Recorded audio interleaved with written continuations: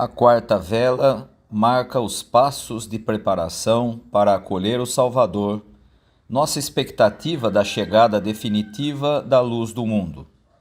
Simboliza ainda nossa fé em Jesus Cristo, que ilumina todo homem que vem a este mundo, e também os ensinamentos dos profetas que anunciaram a chegada do Salvador. A Virgem vai conceber e dar à luz um filho, que será chamado Emanuel, Deus conosco. O Senhor virá salvar o seu povo. Jesus Cristo, descendente de Davi, constituído Filho de Deus pelo Espírito que santifica e pela ressurreição. Tu és o nosso Senhor. Tu dás a todos a graça e a paz. Vem, Senhor, salvar o teu povo.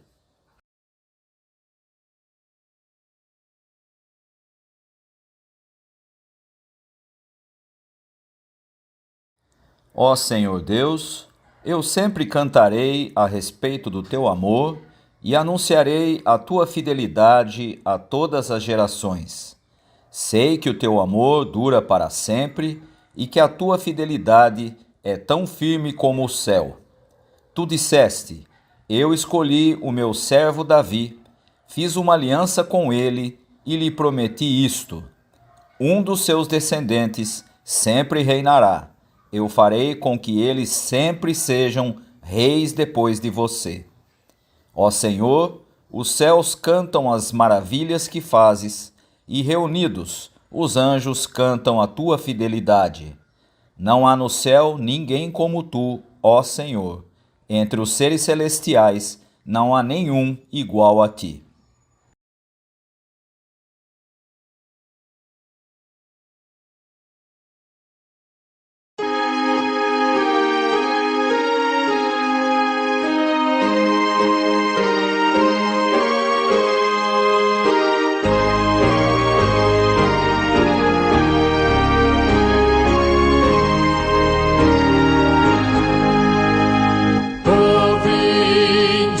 Fiéis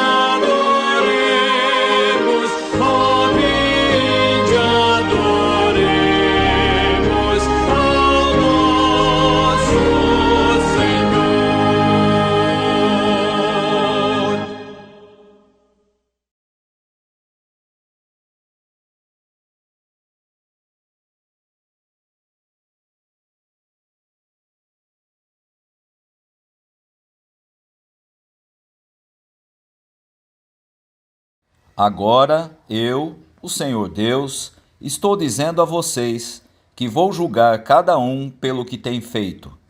Arrependam-se de todo o mal que estão praticando e não deixem que os seus pecados os destruam. Abandonem todo o mal que vêm fazendo e criem dentro de vocês mesmos um coração novo e uma mente nova.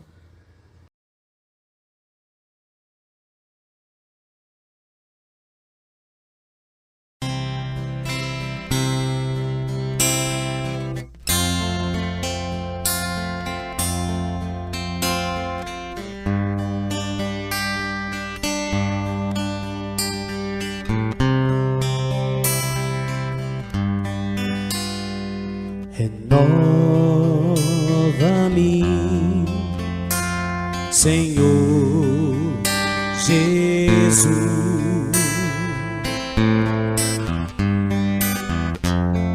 Já não quero ser igual. Renova-me, Senhor Jesus.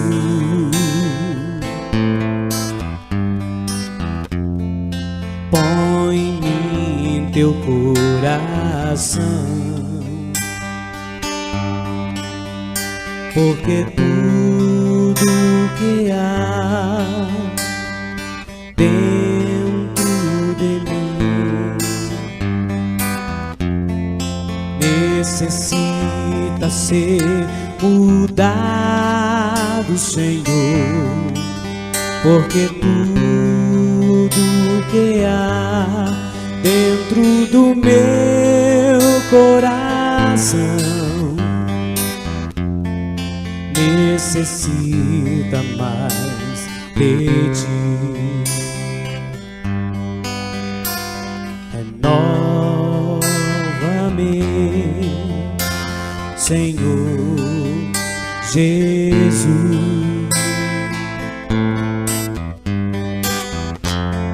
Já não quero ser igual. Renova-me, Senhor Jesus.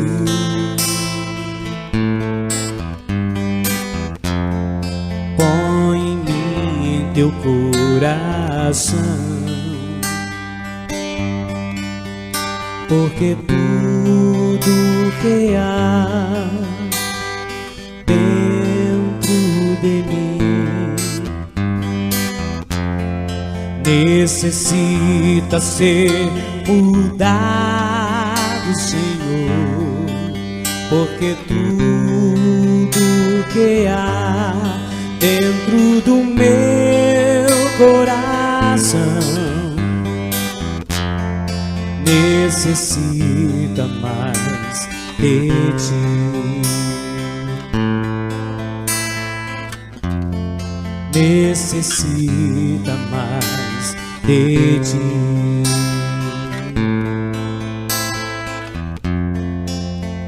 Necessita mais de ti.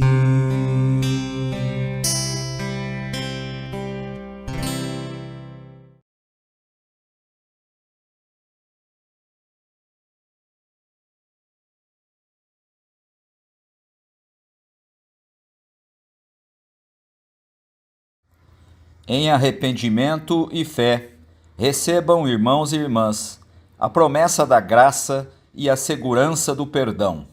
Deus reconciliou em Cristo o mundo consigo mesmo, perdoando às pessoas as suas ofensas. Agora, pois, nenhuma condenação há para os que estão em Cristo Jesus.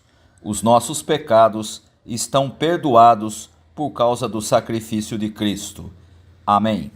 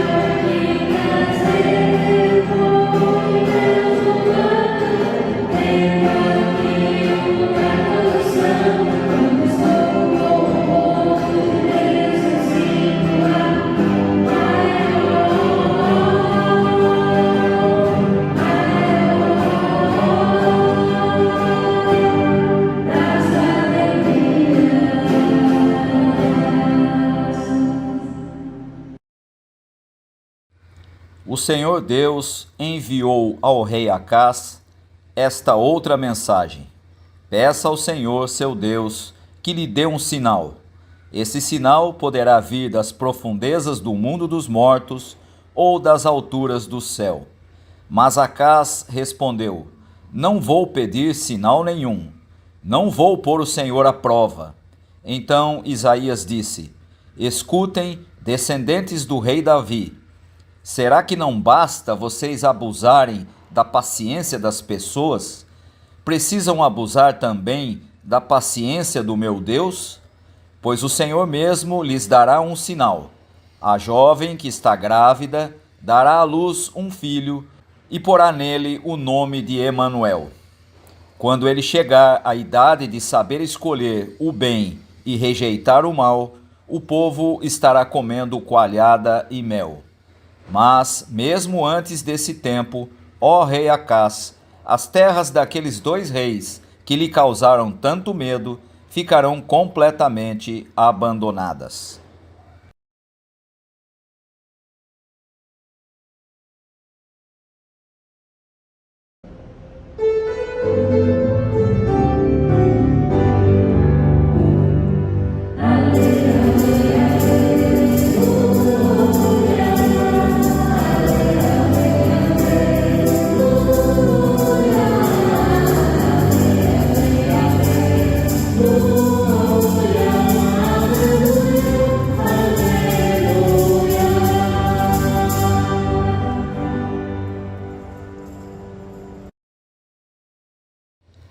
O nascimento de Jesus Cristo foi assim. Maria, a sua mãe, ia casar com José, mas antes do casamento, ela ficou grávida pelo Espírito Santo. José, com quem Maria ia casar, era um homem que sempre fazia o que era direito. Ele não queria difamar Maria e, por isso, resolveu desmanchar o contrato de casamento sem ninguém saber. Enquanto José estava pensando nisso, um anjo do Senhor apareceu a ele num sonho e disse: José, descendente de Davi, não tenha medo de receber Maria como sua esposa, pois ela está grávida pelo Espírito Santo. Ela terá um menino e você porá nele o nome de Jesus, pois ele salvará o seu povo dos pecados deles. Tudo isso aconteceu para se cumprir o que o Senhor tinha dito por meio do profeta: a virgem ficará grávida e terá um filho que receberá o nome de Emanuel. Emanuel quer dizer Deus está conosco. Quando José acordou, fez o que o anjo do Senhor havia mandado e casou com Maria. Porém, não teve relações com ela até que a criança nasceu. E José pôs no menino o nome de Jesus.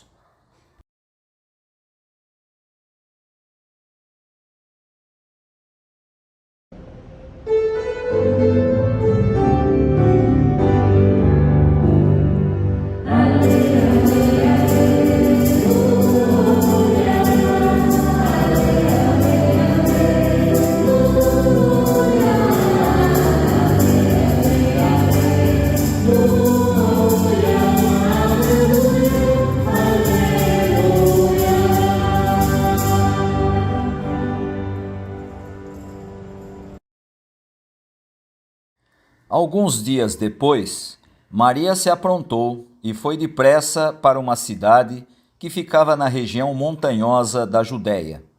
Entrou na casa de Zacarias e cumprimentou Isabel. Quando Isabel ouviu a saudação de Maria, a criança se mexeu na barriga dela.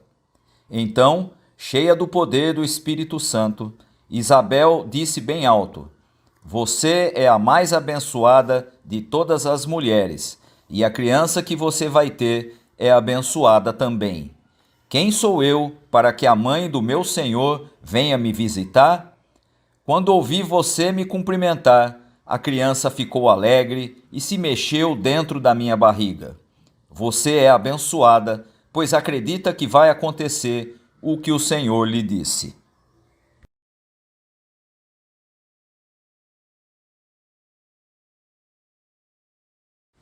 O texto proposto pelo calendário litúrgico para este quarto domingo do Advento, que se encontra no capítulo 1 do Evangelho de Lucas, traz informações interessantes em sua construção literária. O episódio acontece após o anúncio do nascimento de João Batista, mas também após o anúncio do nascimento de Jesus, feito pelos anjos a Maria. Ao mesmo tempo, o trecho focado no nosso texto de hoje prepara para o cântico de Maria, que virá logo após o desfecho do encontro entre Maria e Isabel. E essa contextualização é importante porque traz como seu destaque principal o cumprimento das promessas que Deus tinha feito e que aparecem tanto na descrição do anúncio do nascimento de João Batista, como principalmente no anúncio feito pelos anjos a Maria. Portanto, o que nós temos no primeiro capítulo de Lucas, em termos literários, é justamente o cumprimento das promessas de Deus que aparece nessa sequência construída por Lucas. O encontro de Maria e Isabel, mais do que uma narrativa histórica, mais do que uma descrição de um fato histórico, é na realidade uma interpretação teológica construída pelo evangelista. Em termos literários, duas grávidas importantíssimas na história da salvação que se encontram. Em termos teológicos, as coisas são bem mais amplas e nós pretendemos destacar alguns aspectos importantes dessa compreensão teológica do encontro de Maria e Isabel. O primeiro aspecto teológico a ser destacado é que há uma intersecção entre o precursor, que é João Batista, e o Salvador, que é Jesus Cristo. Nenhum dos dois tinha ainda nascido sequer, mas já estavam se encontrando, precursor e Messias, precursor e Salvador. E quando nós afirmamos que o texto é uma interpretação teológica que procura destacar o cumprimento das promessas de Deus que já vinham desde o Antigo Testamento, é preciso nos lembrarmos que, na tradição do Antigo Testamento, aquele que viria preparar o caminho para o Messias seria um tipo de Elias redivivo, ou seja, a expectativa era que viesse alguém da mesma linha ou da mesma linhagem de Elias, alguém ligado à linhagem profética como era Elias, e aí então ele prepararia o caminho para aquele que seria o Messias, o Salvador. E é importante nós percebermos que no Evangelho de Lucas, João cumpre isso à risca, inclusive quando nós encontramos João Batista se indispondo com Herodes, como Elias havia feito contra o rei Acabe, e também pelo fato de ele ter sido perseguido por Herodes e até mesmo morto por ele, revelando essa característica de identidade com aquilo que nós encontramos na vida de Elias enquanto era o profeta no Antigo Testamento. Ao mesmo tempo, é preciso se lembrar também que a vinda desse novo Elias deveria apontar necessariamente não para si mesmo, mas para aquele que seria o Messias. E nós vamos encontrar isso de maneira muito clara na vida toda e na proclamação feita por João Batista, que aponta sempre para Jesus. Ele deixa claro que ele não é o Messias, mas ele está ali para preparar o caminho para aquele que seria o Salvador da humanidade. O segundo aspecto teológico importante a ser destacado é que a presença de Jesus, juntamente com Maria, na casa de Zacarias e Isabel, que também agora estava grávida e esperando João Batista, é um símbolo bastante claro da visitação de Deus ao seu povo. Jesus, Filho de Deus, concebido do Espírito Santo, visita junto com sua mãe a Isabel, que aqui é alguém estéril, que tem um histórico de uma expectativa que já vinha de muito tempo, de mulheres estéreis que não tinham qualquer valor na sociedade de Israel, mas que agora, por graça de Deus, Isabel também estava esperando um filho e agora era abençoada, assim como a própria Maria. E portanto nós temos a presença de Deus, da visitação de Deus ao seu povo, que não só traz a alegria, não só traz o fato da criança na barriga de Isabel perceber a presença de Jesus, aquele que seria o Salvador, mas principalmente a presença de Deus revela a alegria, revela a bênção para uma mulher que vinha de um histórico de esterilidade, agora abençoada com um filho. Isso fica mais evidente ainda quando o texto nos informa que João Batista estremece dentro da barriga de Isabel e revela dessa maneira o reconhecimento da presença do Messias, Jesus. Um terceiro aspecto, em termos teológicos, do cumprimento das promessas que já vinham desde o Antigo Testamento, é o fato de nós encontrarmos a esperança em duas mulheres grávidas, cheias de expectativa. Israel vinha de um período longo sem a presença de profetas, e agora a expectativa, a esperança era que Deus enviasse um novo profeta, alguém que preparasse o caminho para a chegada do Messias. E a esperança nesse texto está em duas mulheres grávidas. A novidade nesse caso é que é o mundo feminino que é pleno de esperança. Se você olhar para o mundo masculino da época de Jesus, assim como acontece também nos nossos dias atuais, o mundo masculino é pleno de dominação, é voltado para o poder, é voltado para quem manda, é voltado para as relações de poder. Mas não é assim com o mundo feminino. O mundo feminino, no texto que nós estamos analisando, é um mundo pleno de esperança. Esperança não só das duas mulheres grávidas, que estão na expectativa, sim, do nascimento de seus filhos, mas que trazem uma esperança também para a própria sociedade, porque de ambas nascerão aquele que vai ser o precursor da mensagem que será anunciada pelo Messias e do próprio Messias nascido de Maria. Esse mundo feminino que é descrito aqui e que nós estamos afirmando ser pleno de esperança é muito significativo para entendermos o próprio conceito do reino de Deus. Porque nós temos sempre, por conta da sociedade em que vivemos e da sociedade da época de Jesus, que eram centradas sempre na figura masculina, nós temos sempre a ideia da salvação como algo vindo de Deus, mas para um mundo masculino. Quando na realidade o mundo feminino, pleno de esperança, revelado aqui em duas mulheres grávidas, completamente diferente, completamente diverso daquilo que seria o natural daquela época, é aquilo que traz, ou é a realidade que traz a salvação. Duas mulheres que trazem esperança.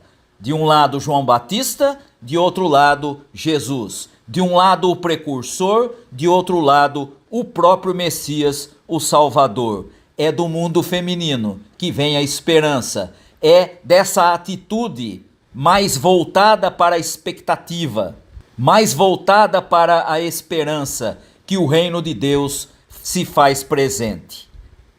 E o quarto aspecto teológico desse texto que nós queremos destacar é a expressão que nós encontramos no versículo 41, que diz assim: quando Isabel ouviu a saudação de Maria, a criança lhe estremeceu no ventre.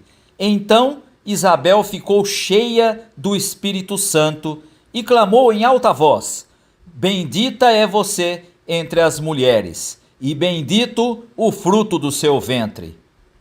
Com essa expressão usada por Lucas, logo no primeiro capítulo do seu evangelho, nós vamos encontrar Isabel sendo descrita como alguém cheia do Espírito Santo. É óbvio que isso nos remete também ao começo do livro de Atos, também escrito por Lucas, em que será descrita a presença do Espírito Santo como aquele que vai dar origem à igreja, que vai dar origem ao povo que segue o exemplo do Messias. E aqui nós temos, logo no primeiro capítulo do Evangelho, Lucas deixando claro que a primeira a ser cheia do Espírito Santo e a reconhecer a presença de Jesus, aquele que seria o Salvador, é Isabel, uma mulher grávida, uma mulher cheia do Espírito Santo. E somente porque ela estava cheia do Espírito Santo é que ela podia dizer: bendita és tu entre as mulheres, e bendito é o fruto do teu ventre. Que grande honra receber a mãe do meu Senhor, é a expressão usada por Isabel. E essa atitude de Isabel, presente nesse versículo, revela a mesma atitude que nós vamos encontrar posteriormente em seu filho João Batista. João Batista, quando se refere a Jesus e quando é perguntado se ele, João Batista, era o Messias e não Jesus, ele responde com todas as letras: convém que ele, Jesus, cresça e eu diminua. Essa é a consciência que ele tinha de que estava seguindo e estava servindo a Deus, apontando para aquele que seria o verdadeiro Messias, o verdadeiro Salvador da humanidade. Não ele, João Batista, mas Jesus. Convém que Jesus cresça e que João Batista diminua. Esse é o significado dessa expressão usada por Isabel nesse texto. Que grande honra receber a mãe do meu Senhor. E essa atitude de Isabel também revela algo muito importante. Não se pode ser arrogante na presença do Messias. É preciso perceber qual é o nosso local, o nosso lugar, perceber quem é Jesus e quem nós somos. Ele é o Senhor, nós somos servos. Ele deve crescer, nós devemos diminuir. E o texto é concluído com o versículo 45, em que Isabel faz a seguinte afirmação: você é abençoada, se dirigindo a Maria, pois acredita que vai acontecer o que o Senhor lhe disse. Isabel aponta para a fé que nós vamos encontrar em Maria, ao afirmar que as coisas que foram ditas da parte do Senhor vão acontecer com ela. E é essa fé de Maria que vai produzir um hino espetacular, excelente, maravilhoso, como é o Cântico de Maria, que é a sequência do texto logo após o trecho que nós lemos para a nossa reflexão de hoje. Temos, portanto, uma interpretação teológica do encontro entre Maria e Isabel. Uma interpretação que deve nos levar a ter a mesma fé que nós encontramos nessas duas grávidas tão importantes na história da salvação. E assim como a visita de Jesus e Maria na casa de Isabel, que estava também esperando João Batista, é um símbolo da visitação de Deus ao seu povo, celebremos em expectativa a visitação de Deus ao seu povo, mandando Jesus Cristo, ao qual nós estamos aguardando o seu nascimento, que será celebrado no Natal. Que tenhamos a mesma esperança encontrada nessas duas mulheres, cheias de expectativa, mulheres que trazem uma outra compreensão do reino de Deus, não marcado pela dominação, não marcado pela briga pelo poder, mas centrado na figura do Messias, aquele que será o Salvador da humanidade e que trará a verdadeira esperança e a salvação. E que assim como aprendemos com o próprio Jesus, que a adoração que agrada a Deus é aquela feita em espírito e em verdade, possamos, como Isabel, cheios do Espírito Santo, celebrar a expectativa da vinda do Deus conosco, do Emanuel, daquele que é o nosso Senhor, o Salvador Jesus Cristo. Que Deus possa abençoar aos irmãos e às irmãs e que possamos celebrar em expectativa a vinda daquele que é o nosso Senhor. Que Deus abençoe a todos. Amém.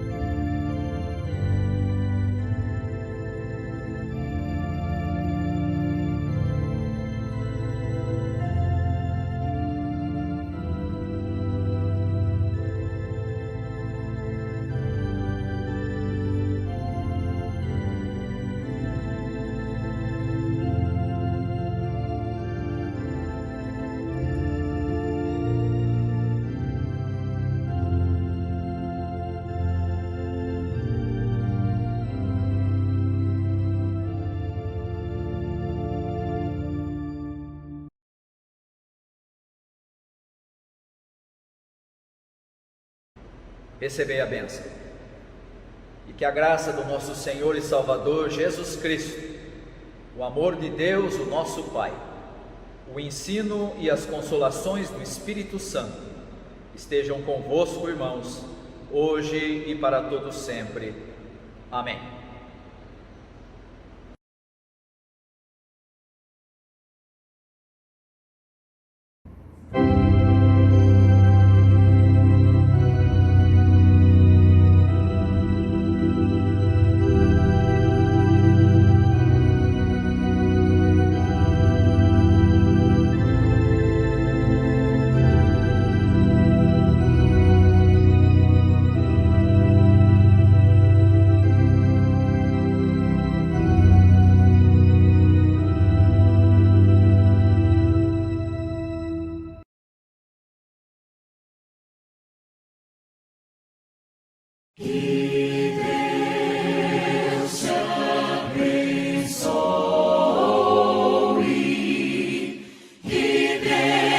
Sobre ti levante o rosto.